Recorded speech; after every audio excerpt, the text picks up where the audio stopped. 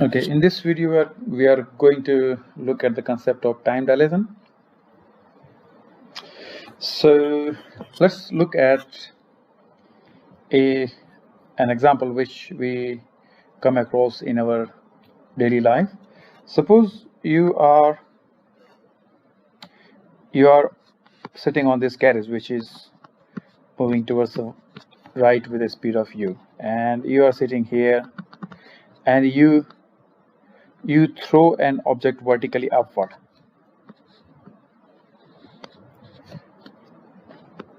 This object will go up and come back, and it will land back in your hand. Right? So I'll repeat again. This person is sitting on this trolley which is moving with a speed of u towards the right, and when this person throws a ball vertically up, it will land back in his hand. So let's call this person P. So for this person P, the motion of this object is vertically up and vertically and coming back down. So person P will see the motion of this object as going up and coming back here. This is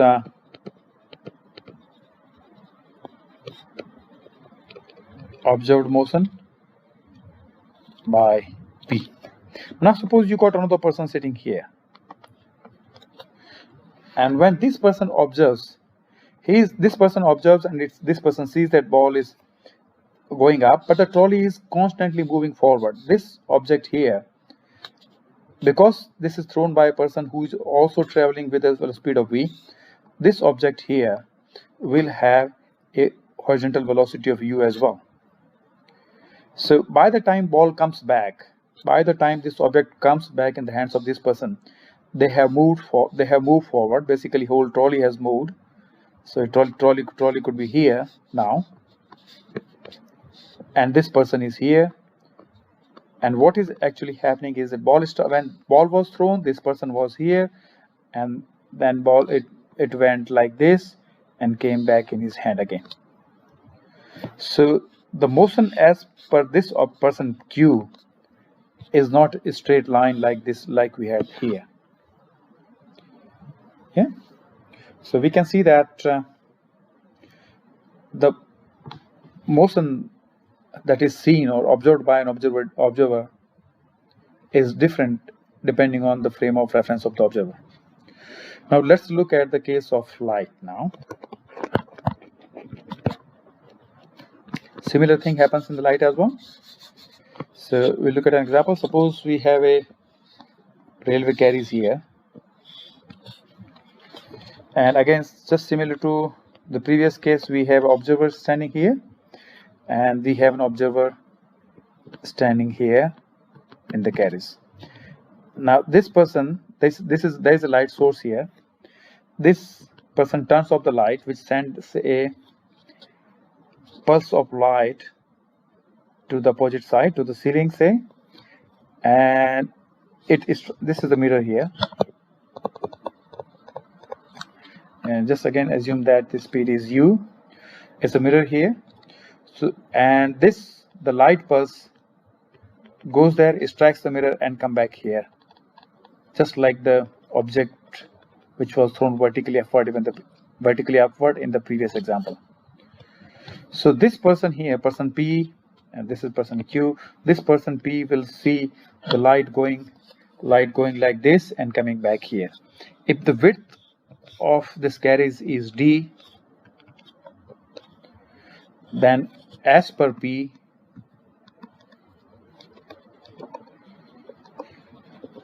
the light has traveled a distance of 2d, d to go and d to come back. But what happens as per the observation by this person Q here? The carriage is constantly moving, so this person Q will not see light going like this in a straight line coming back along the same line. No, what's happening is that light is going, but the carriage is moving constantly.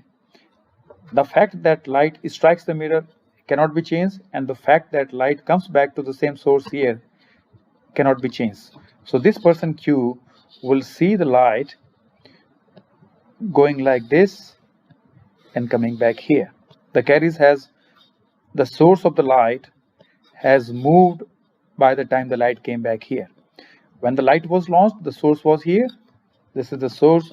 When light was launched, source was here, and by the time light came back, the source has moved here and the sensor is here.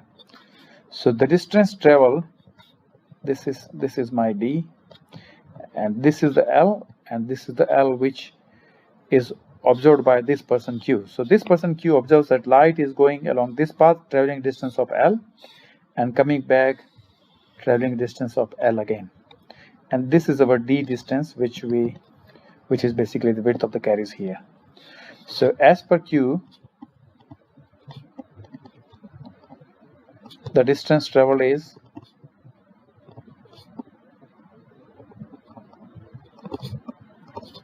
is 2L. Now we can clearly see that in this triangle that L is greater than D, so 2L is greater than 2D. So what we are saying is that there is a difference in the distance traveled by light as measured by these two persons. According to this person Q here, light traveled more distance. Now how could that be explained? Because if we assume it's the same time has not changed. The time taken by light to come back here is same, and we see that according to Q, the light has traveled more distance. Only possible explanation is that light is traveling, because light is traveling faster in this, as per this person, as in this frame of reference. Light is traveling faster, so in the same time, light will travel more distance here. But we know that the speed of light is invariant, no matter who watches, no matter who observes it, no matter who measures it. So the other possible explanation is that the time is different.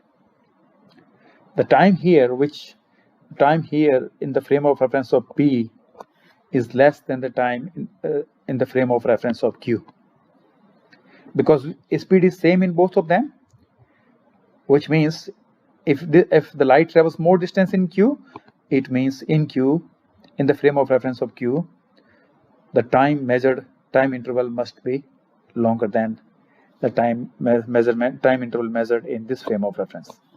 And this is basically known as the time dilation.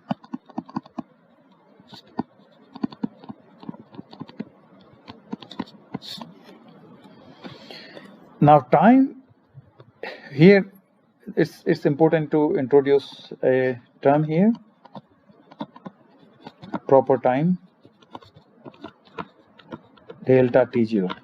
Now proper time is the time interval between two events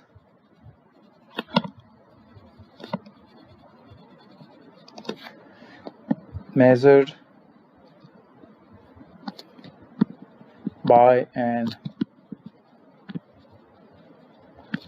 observer who sees the events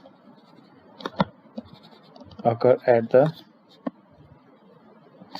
same point in space. We can also say that proper time is a time interval measured between two events in the rest frame of the events. So where the events are not moving, events are happening in the same place, that time interval is proper time. So in this particular case here, the time measured by this observer P here, that is the proper time between these two events. And the time measured by this person is, you could sort of call it non-proper time.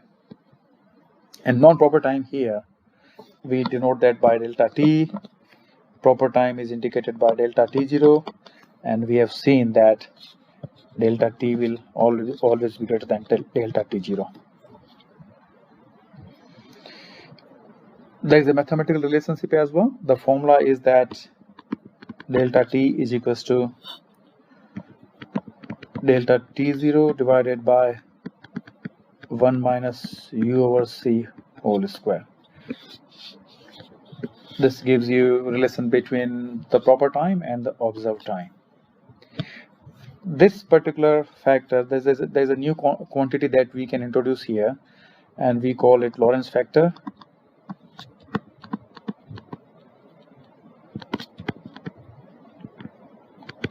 Indicated by gamma, and it is equals to 1 upon square root of 1 minus u over c whole square. If we use this factor, then this equation can be rewritten as delta t is equals to gamma delta t0.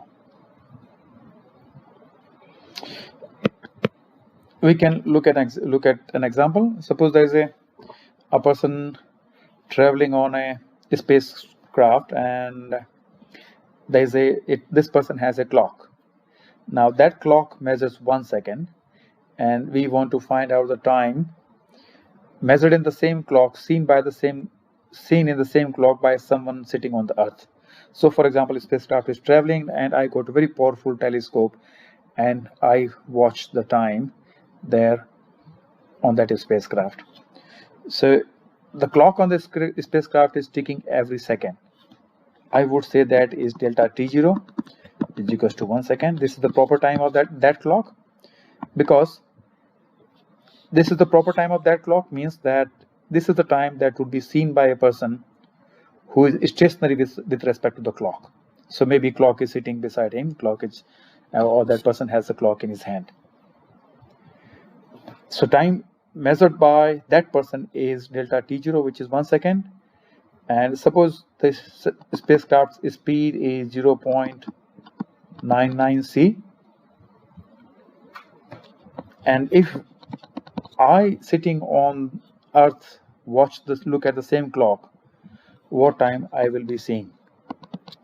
So we use this equation. Delta t0 is given. We need to find the observed time.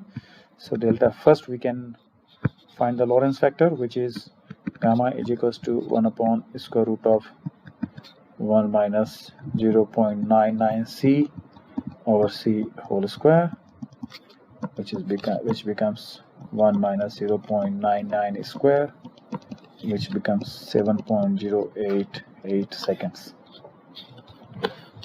And when we find the observed time, this is gamma times delta t0, which gives you 7.088 times 1 is equal to 7.088 seconds. So what we are saying is that the clock in the spacecraft is traveling 1 upon 7 time as the time on the Earth. So I have a clock on my hand here on Earth. My clock will show passes of 7.088 seconds, whereas the clock there in the spacecraft will only show passes of only 1 second.